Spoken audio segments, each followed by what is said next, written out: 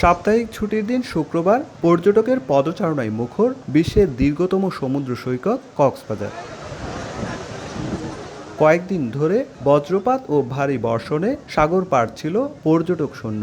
বৈরী আবহাওয়ার বিরতি মিলতে ফিরে আসে প্রাণচাঞ্চল্য।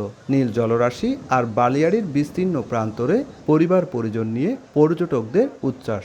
ঘোড়ায় আজকে প্রথম উঠেছি আর কি, খুব ভালো লাগছে। প্রিয়জনের সাথে কক্সবাজার ঘুরতে এসে আমার অনেক ভালো লাগতেছে। এখানে পরিবেশ অনেক সুন্দর উপভোগ করতেছি, যেমন বাইক চড়তেছি।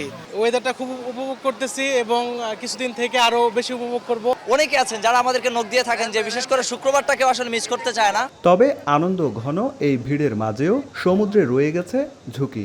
বঙ্গোপসাগরে বায়ুচাপের তারতম্যের কারণে এখনও ৩ নম্বর সতর্ক সংকেত বহাল।